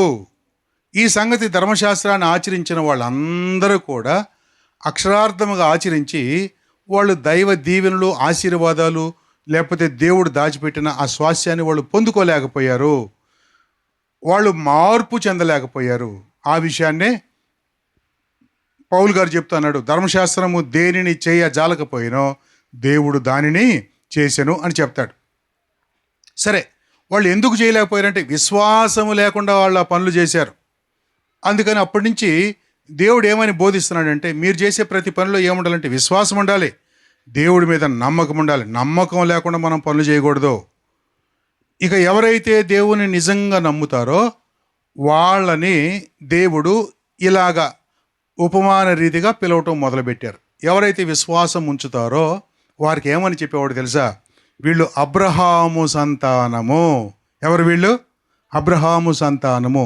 ఎవరికి అబ్రహాము సంతానం అని పేరు పెడతారంటే, ఎవరైతే దేవుని విషయాల ఎడల విశ్వాసము చూపిస్తారో, నమ్మకం చూపిస్తారో వాళ్ళని అబ్రహాము పిల్లలు అని పిలుస్తూ ఉన్నారు. కాబట్టి మనం అబ్రహాము పిల్లలం అవ్వాలి అని అంటే అర్థం ఏంటనంటే విశ్వాస సంబంధులు. మనకు ఆ సంగతి బాగా తెలుసు. గలతీలకు రాసిన పత్రిక 3వ అధ్యాయము 7వ వచనం చదువుకుందాం. చూడండి, గలతీలకు రాసిన పత్రిక 3వ అధ్యాయము 7వ వచనం. అక్కడ ఇలాగ రాయబడి ఉంది, కాబట్టి విశ్వాస సంబంధులే అబ్రహాము కుమారులు. కుమారులు అంటే కుమారులు, కుమార్తెలు అని అర్థం. కాబట్టి అబ్రహాము సంతానం అని ఎవరిని అంటారంటే విశ్వాస సంబంధులే. క్రొత్త నిబంధనలో మన ప్రభు అయిన యేసుక్రీస్తు వారు వచ్చినప్పుడు 2 సందర్భాలలో మన ప్రభు వారు ఆ మాటను ఉపయోగించారు. క్లియర్గా మనం గుర్తుపెట్టుకోవడానికి. ఒకటి, 18 సంవత్సరాల నుండి నడుము వంగిపోయిన ఒక స్త్రీ ప్రభు వచ్చే సమయానికి అదిగో వాళ్ళు యూదులు ఆరాధన చేసుకున్న సినగోగలో కూర్చొని ఉంది. ప్రభు అది శనివారం వెళ్ళి ఆమెను బాగు చేస్తే అందరూ అన్నారు, శనివారం రోజు ఇలాంటి స్వస్థత కార్యాలు చేయకూడదు కదా అని అన్నారు. అయినప్పటికీ ప్రభు వారు చేసి ఆ తర్వాత ఏమన్నాడంటే, 18 సంవత్సరాల నుంచి నడుము వంగిపోయిన అబ్రహాము కుమార్తె అని అన్నాడు. ఎవరంటే ఆమె? అబ్రహాము కుమార్తె. అంటే యేసు ప్రభు ఏం చెప్పాలనుకున్నాడు తెలుసా? ఈమె నమ్మకము కలిగింది, విశ్వాసము కలిగింది, విశ్వాసముతో వచ్చింది కనుక ఇదిగో ఈరోజు ఆమె స్వస్థత పొందింది అని దేవుడు చెప్పాడు. దేవుడి మీద నమ్మకం ఉంది. తనకు జబ్బు 18 ఏళ్ల నుంచి, ప్రార్థన పోయి ప్రయోజనం ఏముంది అని అనుకోవాలి ఆమె. కానీ అట్ట అనుకోకుండా ప్రభువుని ఆరాధన చేయడానికి, ప్రభు మాటలు వినటానికి, ప్రభు పిల్లలతో సహవాసం చేయటానికి ఒక్కరోజు కూడా ఆమె మానుకున్నది కాదు. ప్రతి శనివారం, ఆ దినాలు యూదులు ప్రతి శనివారం మరి ప్రార్థనకు వెళ్తారు. కాబట్టి ఆమె కూడా అలాగే ప్రార్థనకు వెళ్ళి అదిగో ఈ శనివారం రోజు కూర్చొని ఉండగా ప్రభు ఆ రోజు వచ్చి ఆమెను బాగు చేశాడు. ప్రభు ఇచ్చిన సాక్ష్యం ఏంటంటే ఈమె అబ్రహాము కుమార్తె అని అన్నాడు. రెండవ సందర్భం మనందరికీ బాగా తెలుసు. మన ప్రభువారు జక్కయ్య వాళ్ళ ఇంటికి వెళ్ళినప్పుడు ఆ రోజు కూడా ప్రభు అన్నమాట ఇతడును అబ్రహాము కుమారుడే అని అన్నాడు. ఆ మాట ఎందుకన్నాడు అని అంటే మనందరికీ తెలుసు. అంతకుముందు జక్కయ్య తన ఆస్తిని పెంచుకున్నాడు బాగా. ఎలా పెంచుకున్నాడో తన మాటల్లోనే మనకు తెలిసింది. ఎలా పెంచుకున్నాడంటే అన్యాయముగా సంపాదించాడు అని ఉంది బైబిల్లో. ఆయన అంటాడు కదా, ఎవరి యొద్ద అయినను నేను అన్యాయముగా ఏదైనాను తీసుకొని నీళ్ళ వాళ్ళకి మరలా 4 అంతలు చెల్లిస్తాను అని అన్నాడు. కాబట్టి ఆయనకి తెలిసింది ఏంటంటే అంతకుముందు అన్యాయము చేసి ఆయన ఆస్తిని సమకూర్చుకున్నాడు. రెండవ తప్పు కూడా చేశాడు ఆయన. ఏం చేశాడంటే ప్రభు యొక్క వాక్యంలో పాత నిబంధనలో ఉన్న వాక్యం మనందరూ తెలుసు కదా, నిన్ను వలె నీ పొరుగువారిని ప్రేమించు. పొరుగువారిని ప్రేమించడం అంటే అవసరతలో ఉన్న వాళ్ళకి మనం ఏం చేయాలి? సహాయం చేయాలి. అవసరతలో ఉన్న వాళ్ళని ఏమంటాం? పేదలు అంటాం. కాబట్టి పేదలకు సహాయం చేయాలి. ఈయన పేదలకు ఏమాత్రం సహాయం చేసిన వాడు కాదు. ఈ 2 తప్పులు తన జీవితంలో జరిగిన కారణం చేత తన సొంత ఆస్తి అయితే పెరిగిపోయింది. ఇప్పుడు చూడండి, యేసు ప్రభు ఆ ఇంటికి వచ్చిన తర్వాత అద్భుతంగా ఎంత మార్పు వచ్చిందంటే ఆయనంతటా ఆయనే బయటకు వచ్చి ఇలా అన్నాడు, నా ఆస్తిలో సగం పేదలకు ఇస్తాను అన్నాడు. కాబట్టి అంతకుముందు ఏ ఆజ్ఞ అయితే మీరాడో ఇప్పుడు ఆ ఆజ్ఞను నేను నెరవేరుస్తాను అని చెప్పాడు.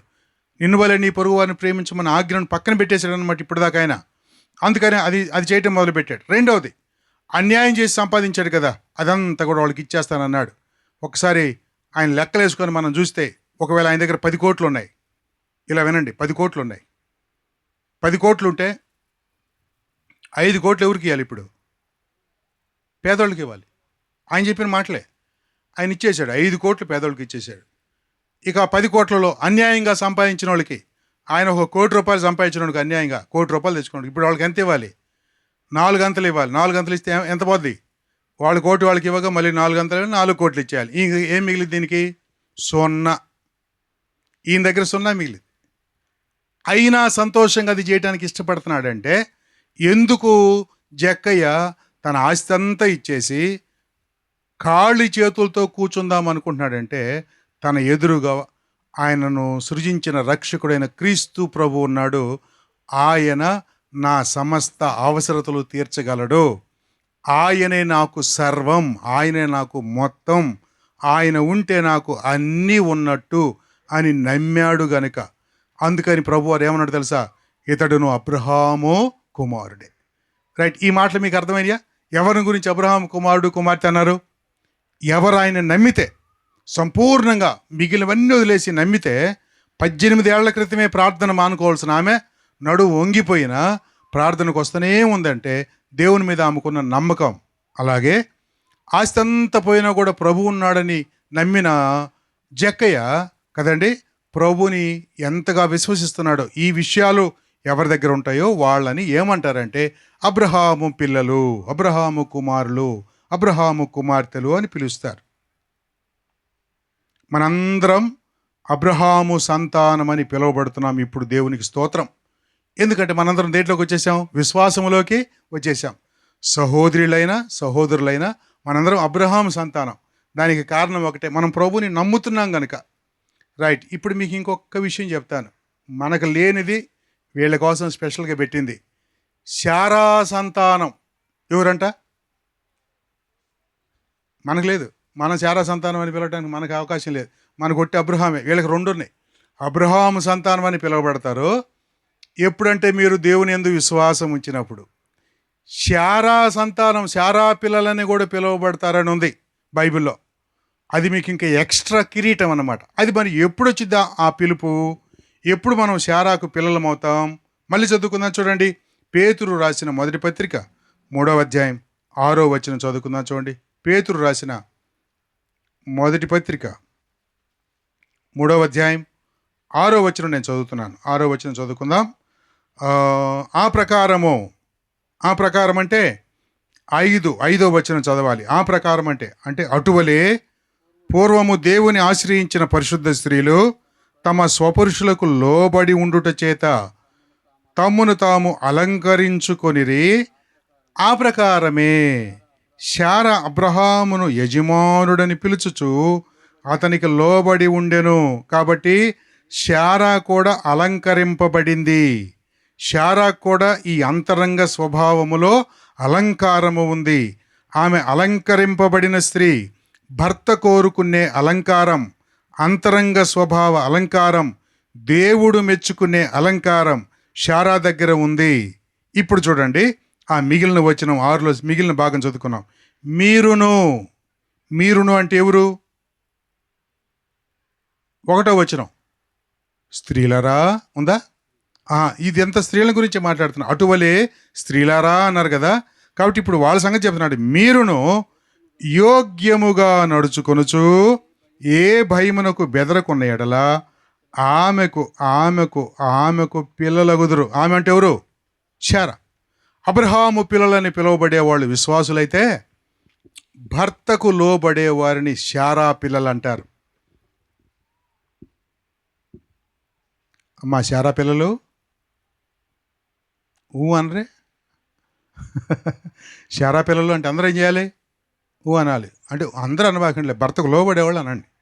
శారా పిల్లలు కళ్ళు మూసుకుంటున్నాను నేను, ఎందుకంటే మళ్ళీ అని ఎవరు అంటున్నారు అనలేదు నాకు. శారా పిల్లలు ఏమన్నా మీకు ఎవరికైనా వినపడుతుందా? మీరంతా ఇటు తిరగండి, మీ వాళ్ళు కానీ ఉంటే, లేకపోతే అట్టే తిరగండి.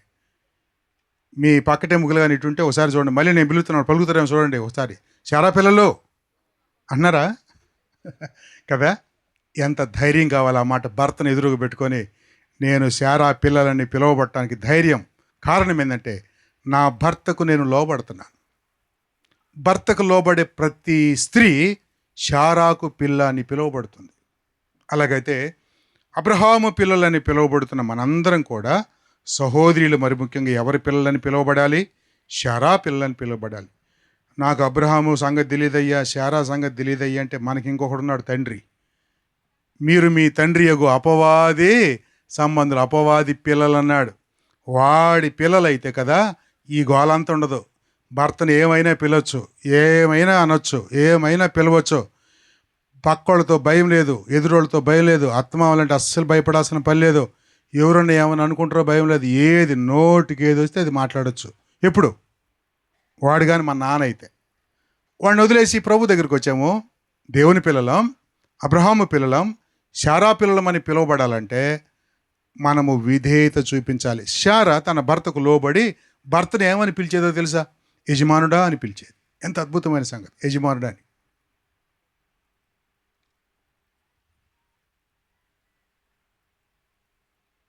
ఈ పెళ్ళిళ్ళు అయిపోయిన తర్వాత 25 ఏళ్ళు అయింది కదా.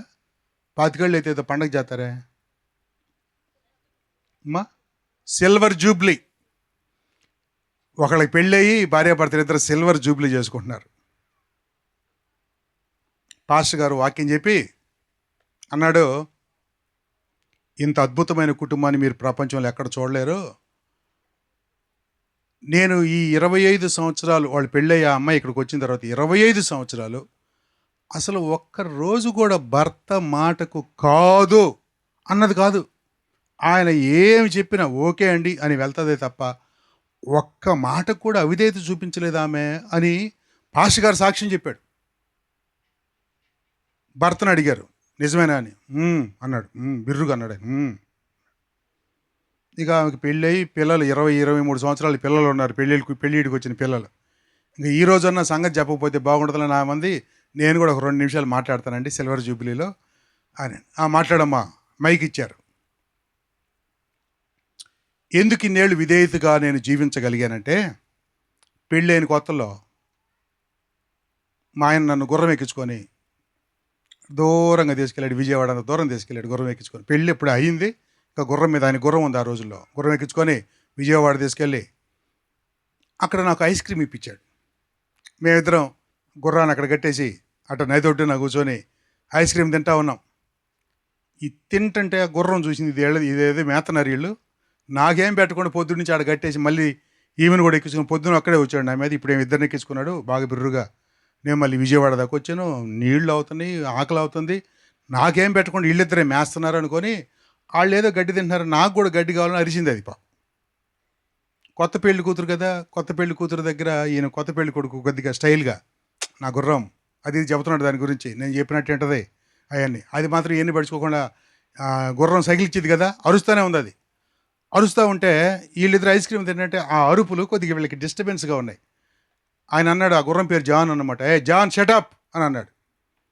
ఆ మాట అంటే అది కాముగా ఉంటుంది, కానీ దానికి పాపం లోపల రగిలిపోతుంది, ఆకలి అవుతుంది, దాహం అవుతుంది. నన్ను పడుచుకోకుండా వీళ్ళిద్దరే తింటున్నారు అనుకుంది అది. నాకు కూడా ఏదైనా కొద్దిగా గడ్డి వేయచ్చు కదా అనుకుంది. అరుస్తుంది, మళ్ళీ అరిచింది, 3 సార్లు అరిచింది. ఈయన కోపం వస్తుంది. పెళ్ళికొడుకు, కొత్త పెళ్ళికొడుకు, జాన్ షటప్ అన్నాడు రెండోసారి. మూడోసారి షటప్ అనకుండా లోపల నుంచి తుపాకీ తీసి దాన్ని టపా టపా కాల్చి పడేశాడు. నాకు 2 సార్లు చెప్పితే కోపం ఎక్కువ అన్నాడు దాన్ని చంపేసి. మళ్ళీ ఇటు తిరిగి నవ్వాడు, అమ్మా వెళ్దామా, కారులో పోదాంలే, గుర్రం లేకపోతే కారు. ఆమె కారులో గడగడ గడగడ గడగడ వణుకుతా ఉంది.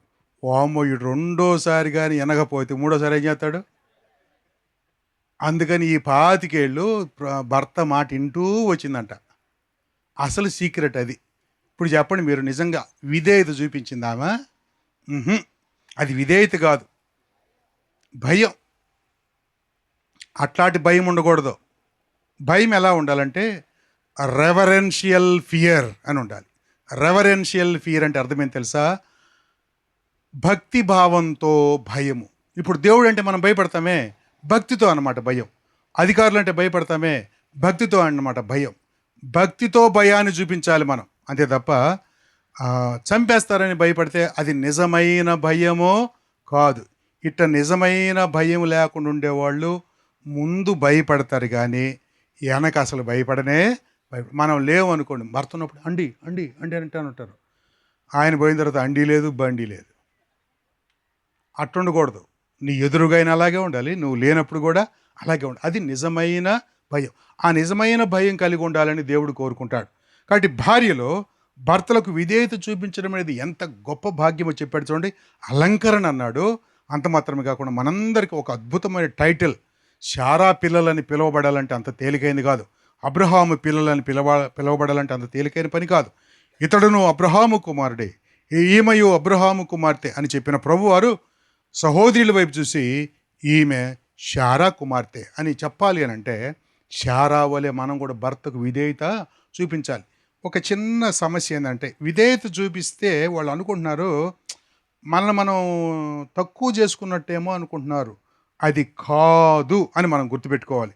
ఎందుకనంటే విధేయులను దేవుడు అలంకరిస్తాడు, రక్షణతో అలంకరిస్తాడు అని వాక్యం రాయబడింది. అలంకరణ అనేది దీనులకు దేవుడు ఇస్తాడు. పేతురుపత్రిక మొదటి పత్రిక 5వ అధ్యాయం 5వ వచనం చూడండి. మొదటి పేతురుపత్రిక 5వ అధ్యాయం 5వ వచనం. చిన్నలారా, మీరు పెద్దలకు లోబడి ఉండుడి, మీరందరూ ఎదుటివారి దీన మనసును వస్త్రము ధరించుకొని మిమ్మల్ని అలంకరించుకొనుడి. దేవుడు అహంకారులను ఎదిరించి దీనులకు కృప. దీనత్వం ఉంటే దైవ కృప వస్తుంది మన దగ్గర.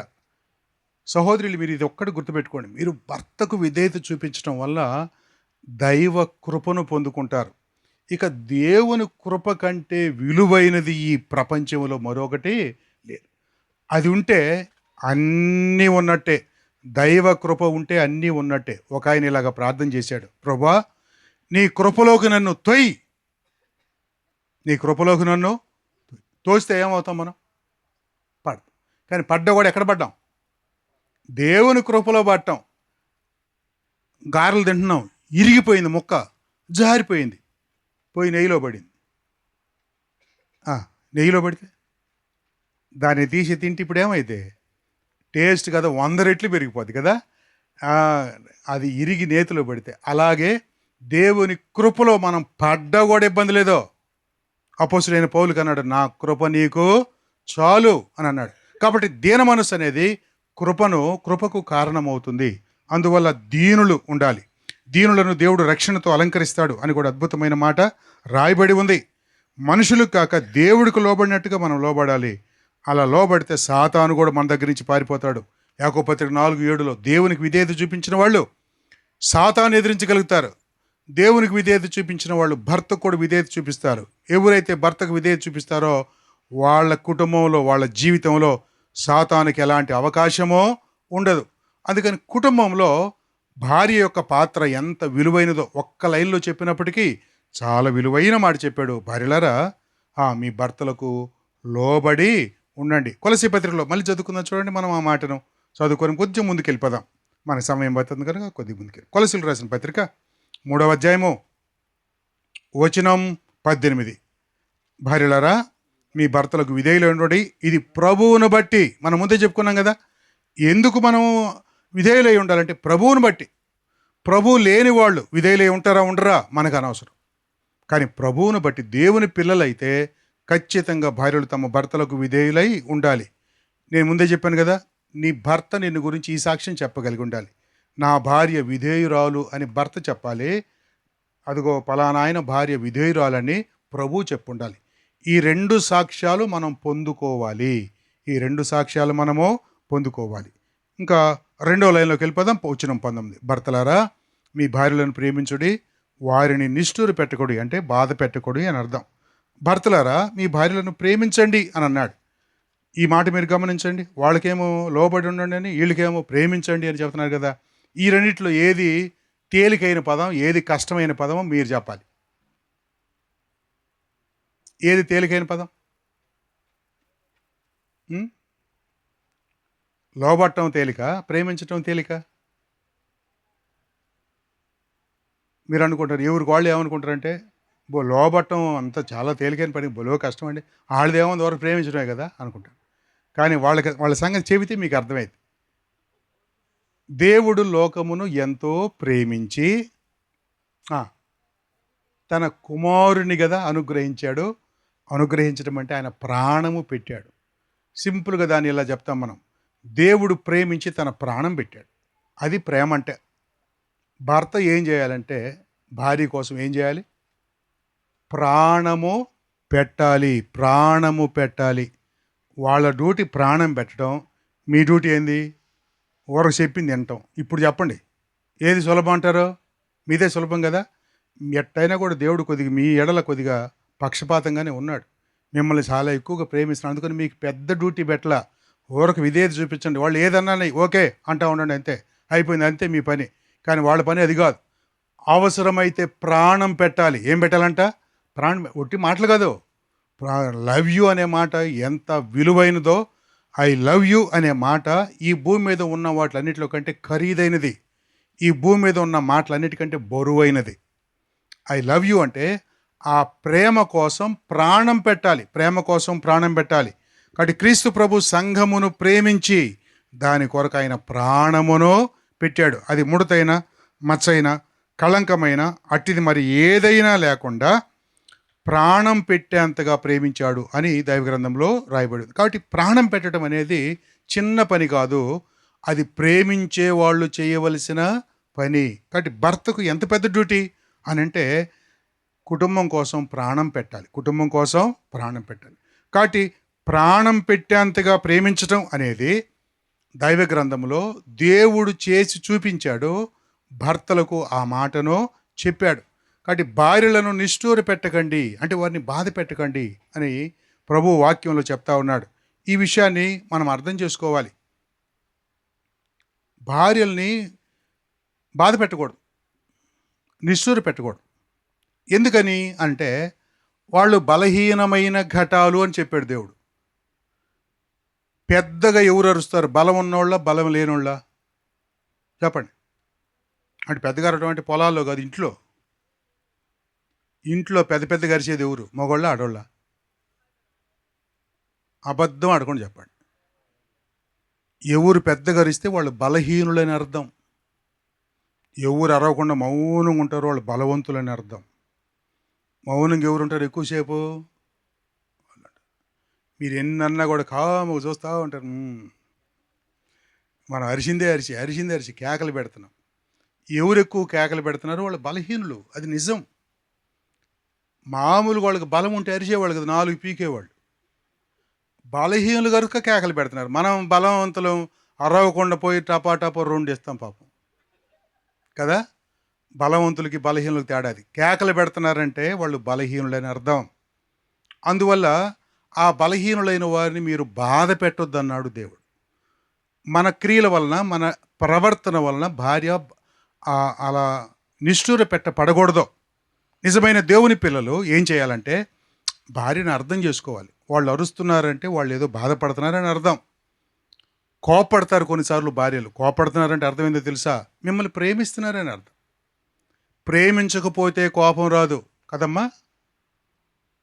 మీ సంగతి నేను చెప్తున్నాను. భర్తల మీద మీరు కోపడుతున్నారంటే ఊరకు కాదు, మీరు ప్రేమించటాన్ని బట్టి కోపడుతున్నారు. మీరు కూడా కోపడ్డ అదే రూలు. ఒక వ్యక్తి కోపడుతున్నారు భార్యాభర్తలు అంటే అవతల వాళ్ళని ప్రేమిస్తేనే కోపం వస్తుంది. రాత్రి 12 గంటలప్పుడు కూడా ఇంకా ఫోన్ ఇట్టెట్టు అంటానే ఉన్నాడు హాల్లో కూర్చొని ఆయన. భార్య అప్పటికే 11 గంటలకు ఒకసారి పడుకుంది, లేచి మళ్ళీ వచ్చేళ్ళకి 12 గంటలకు కూడా ఇంకా ఏళ్ళతో ఇట్టట్టు తిప్పుతూనే ఉన్నాడు.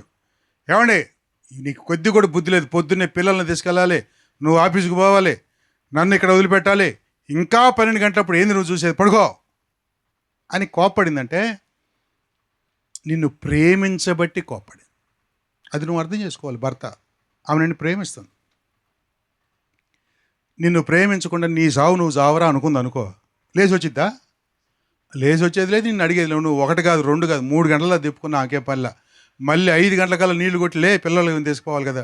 మరి రాత్రి 3 గంటలకు పడుకుని నువ్వు ఎన్ని గంటలకు పడుకుని నాకెందుకు, పోయి పిల్లలు వదిలిపెట్టరా, మళ్ళీ నేను వచ్చే లోపల నేను రెడీగా ఉంటా, మళ్ళీ నన్ను తీసుకెళ్ళాలి, అలా వదిలిపెట్టు, వచ్చేటప్పుడు కూరగాయలు తీసుకొని ఎన్ని చెప్పింది. ఎందుకంటే నీతోటి అనవసరం, నిన్ను ప్రేమించట్లా, నీ సావు నువ్వు సావు అని వదిలేసింది కనుక. ప్రేమిస్తే రాత్రే నీ మీద కోపడేది కదండి. కాబట్టి భార్య కోపడటం మంచిదంటారా కాదంటారా? మనకు తెలియక ఏంది నువ్వు అరుస్తున్నావు, కేకలు పెడుతున్నావు అంటారు. ఓహో అట్టనబాకండి, వాళ్ళని పెట్టనేయండి. కేకలు పెడుతున్నారంటే కోపడుతున్నారంటే భార్య నిన్ను ప్రేమిస్తుందని అర్థం.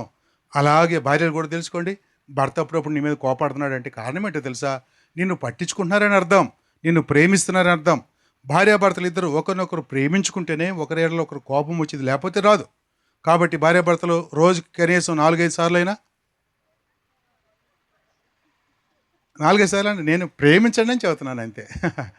4-5 సార్లు అని ప్రేమించండి. ప్రేమించినప్పుడల్లా ఏం చేయాల్సి వచ్చింది? మనం వాళ్ళని గద్దించాల్సి వచ్చింది. అట గద్దించినప్పుడు అవతల వ్యక్తి అర్థం చేసుకోవాలి, నన్ను ప్రేమించింది కనుక నా భార్య ఇలాగంది, నన్ను ప్రేమించాడు కనుక నా భర్త ఇలాగన్నాడు అని మనం దాన్ని అర్థం చేసుకున్నప్పుడు. అందుకని భార్యలు మిక్కిలి బలహీనమైన ఘటాలు. అయితే ఈ ప్రేమించడం అనేది ఇద్దరు ఒకేసారి చేయబాకండిలే, బాగుండదు. ఒకళ్ళు చేసేటప్పుడు ఒకళ్ళు కొద్దిసేపు ఆగండి, వాళ్ళని ప్రేమించనండి, ఎంతసేపు ప్రేమించనండి. వాళ్ళది అయిపోయిన తర్వాత ఒక అరగంట గ్యాప్ ఇచ్చి అప్పుడు మీరు ప్రేమించండి, ఓకేనా? ఇద్దరు ఒకేసారి ప్రేమించి ఇద్దరు ఒకేసారి కోపడితే కదా మన పేటలో వాళ్ళందరికీ మనము ఎంటర్టైన్మెంట్, అరగంట సేపు వాళ్ళకి మంచి సీరియల్ చూసినట్టు ఉంటుంది.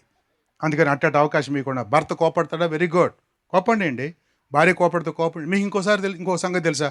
భార్యాభర్తలు కోపడ్డ తర్వాత ఒక అరగంట సేపు మౌనంగా ఉండగలిగితే, ఒకవేళ ఎవరు తప్పు అయినా వాళ్ళు అర్థం చేసుకోగలుగుతారు. కొద్దిసేపటికి అర్థమైపోయిన తర్వాత భార్య కానీ భర్త కానీ మళ్ళీ వెంటనే ఏమంటారు తెలుసా? నేను అనుకో చిన్నగా మా ఆవిడని ఏమంటానంటే తెలుసా, ఏంటమ్మా కాఫీ పెట్టిస్తావా అని అడుగుతా. అంటే తప్పు నాదని నాకు అర్థమైనప్పుడు నోరు మూసుకొని మనమే తగ్గాలి. అప్పుడు బిర్రుగా నేను పెట్టనంటది.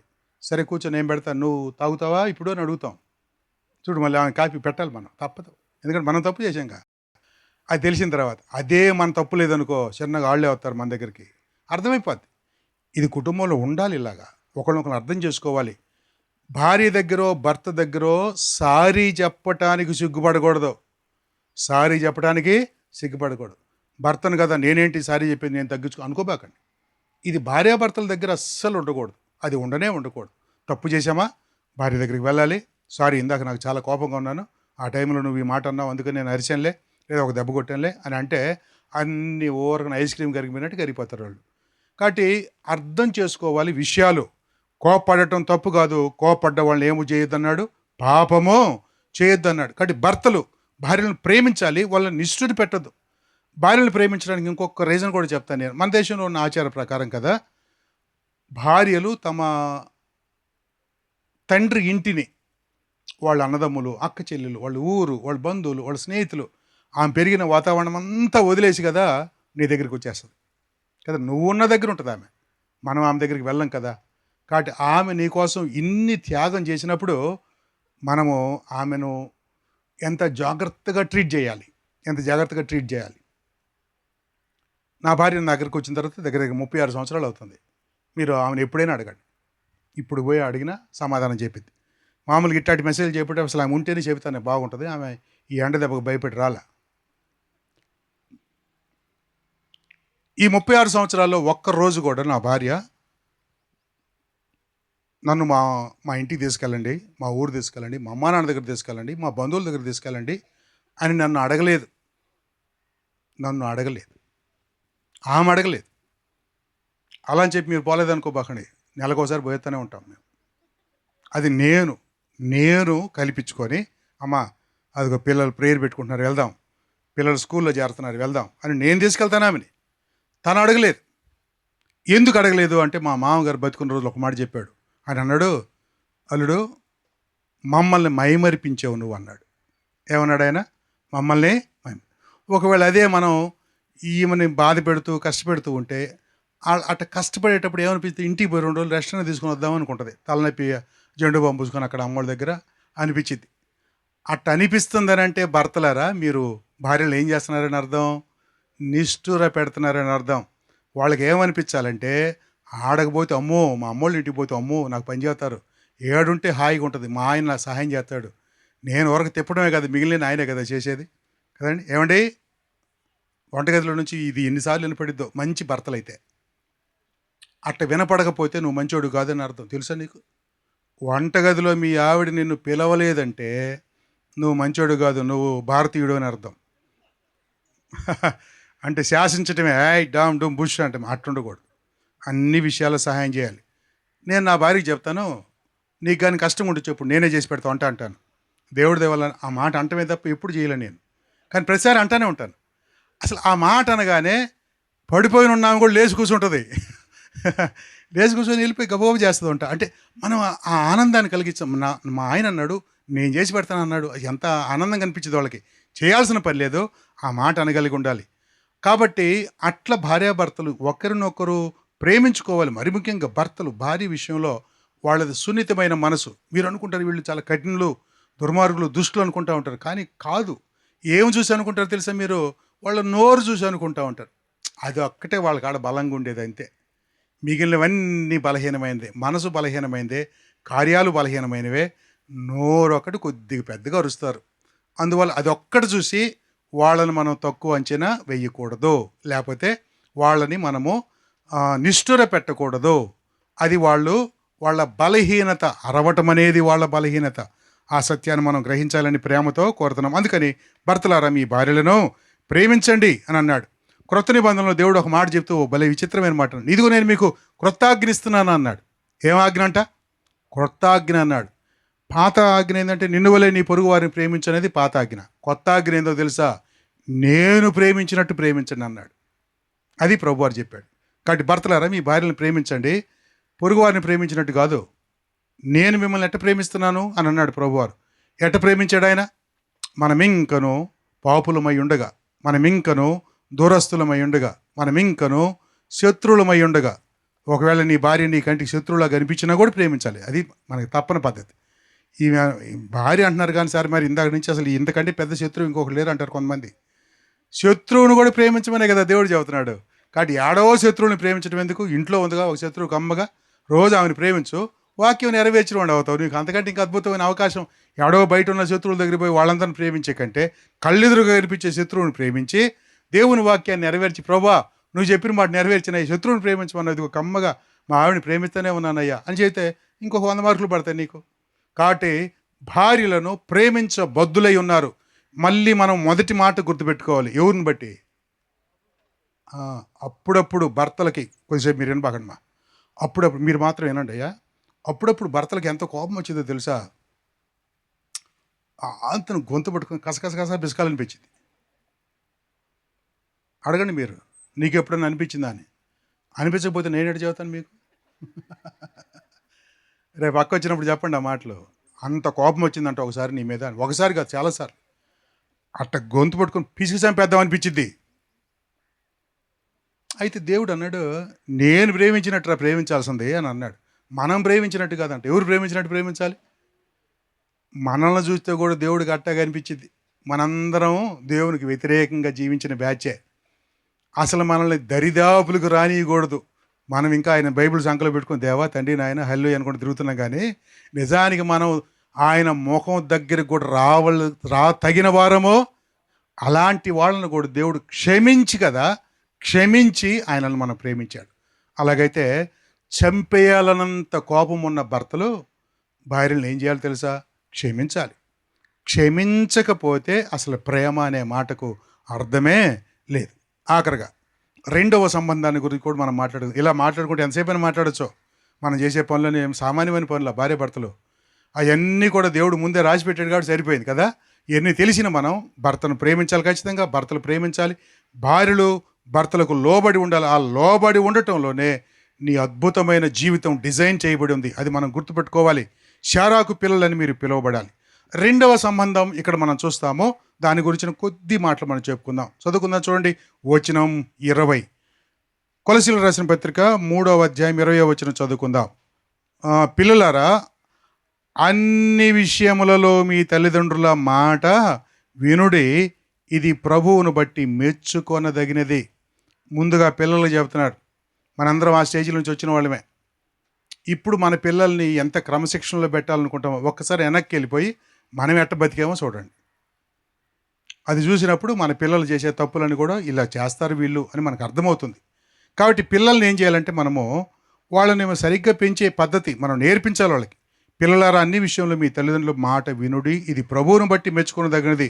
మెచ్యూర్ పిల్లలు అంటే జ్ఞానం కలిగిన పిల్లలు, ఎదిగిన పిల్లలు ఒక విషయాన్ని అర్థం చేసుకోండి.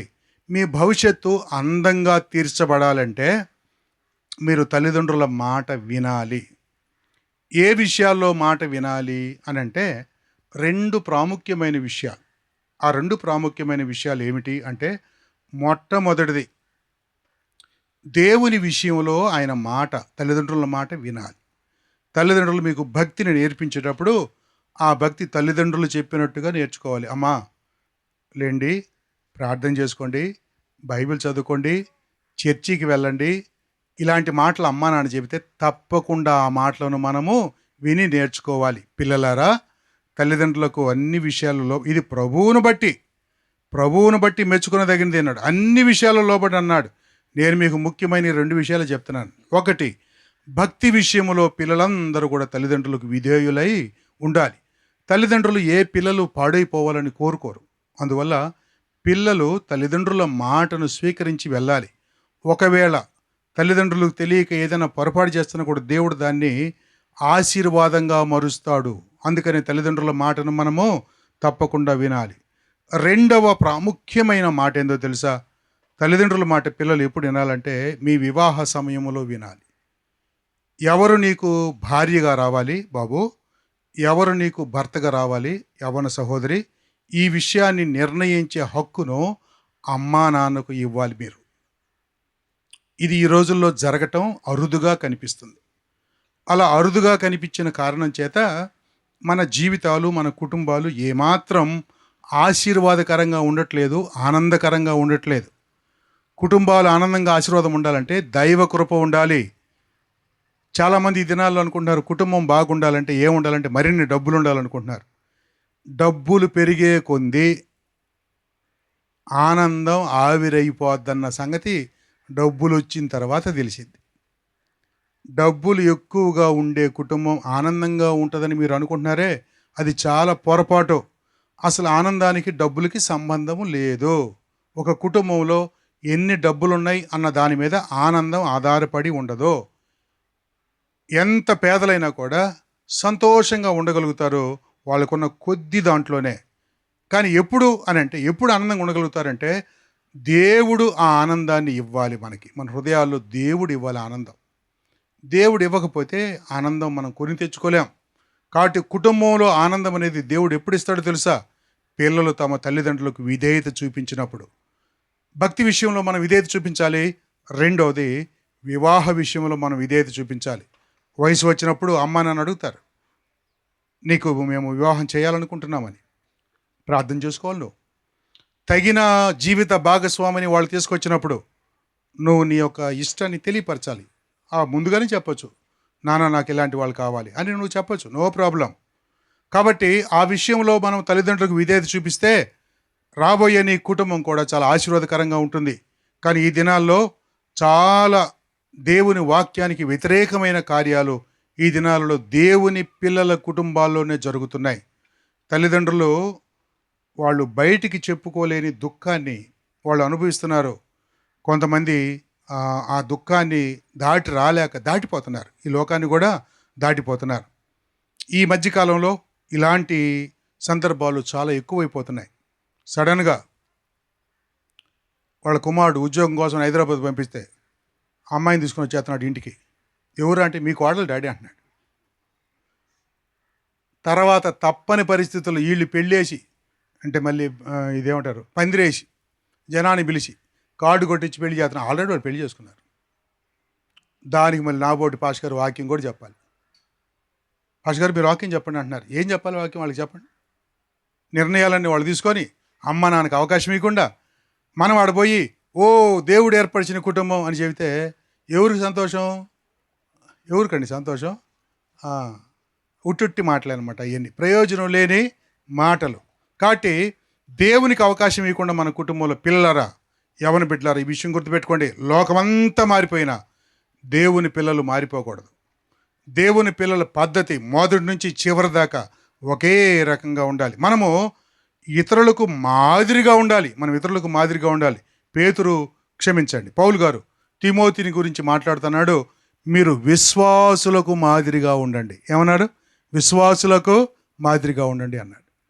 ఈ మధ్యకాలంలో పెళ్లి కాని వాళ్ళు, వయసు పెరిగిపోయిన వాళ్ళు సంఘాల్లో బాగా కనిపిస్తున్నారు. పిల్లలు యవనస్తులు బాగా కనిపిస్తున్నారు. ఆ మధ్య ఒక అబ్బాయి ఏం చేస్తున్నారు అంటే సంబంధాలు చూస్తున్నారు అన్నయ్య అన్నాడు. ఎంతరా? జస్ట్ 44 అన్నయ్య. నాకు వాడికి 44 అంట. 24 అప్పుడు పెళ్లి చేస్తే 20 ఏళ్ళ కొడుకు ఉండేవాడు. వాడికి సంబంధాలు చూడాల్సింది పోయి ఇప్పుడు ఆ అబ్బాయికి 10 సంబంధాలు చూస్తున్నారంట. ఎందుకు తెలుసా? అమ్మ నాన్న మాట వెనకనే, ఇంక వేరేదేం లేదు. అమ్మ నాన్న మాట వినాలి. వివాహ విషయంలో నీ సొంత ఇష్టాన్ని నెరవేర్చుకోవద్దు. అమ్మ నాన్న మాట వినాలి. వయసు మీరిపోయిన వాళ్ళు చాలామంది కనిపిస్తున్నారు. తర్వాత రోజుల్లో వాళ్ళు ఎంత ఇబ్బంది పడతారు. పెళ్ళిళ్ళ గురించి మాట్లాడేటప్పుడు 2 విషయాలు, దేవుడికి ఇష్టం లేని 2 విషయాలు ఉన్నాయండి. ఆ 2 విషయాలు చెప్పి నేను ప్రార్థన చేస్తాను. దేవుడికి ఇష్టం లేని 2 విషయాలు, పెళ్లి విషయంలో దేవుడికి ఇష్టం లేని 2 విషయాలు. నంబర్ 1, ఒంటరిగా ఉండటం దేవునికి ఇష్టమో, నరుడు ఒంటరిగా ఉండటం దేవునికి ఇష్టమో లేదు అని అన్నాడు.